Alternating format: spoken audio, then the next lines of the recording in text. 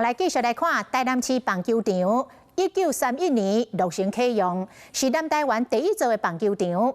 继当年南台湾第一间百货公司嘛伫台南开幕，因为有这个渊源，这百货公司全甲在地球队来合作，推出着球队经典收藏的展览会。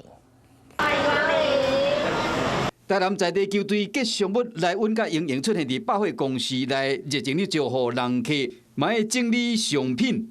这是伫1931年所启用的台南市立棒球场，甲过两年所开幕的百货公司做跨界合作，推出球队经典的收藏展，请吉祥物来做一天的店长。然后希望可以让大家感受到满满的正能量的氛围，可以带来让民众更能响应这样子的棒球文化。这摆展览更加是台南在地精神的展现。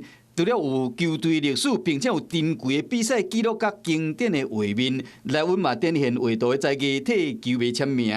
这个展览会到5月19。Hello， 我是张新文。想要抢先掌握最及时的新闻资讯吗？赶快订阅、按赞、开启小铃铛，锁定华视新闻 YouTube 频道。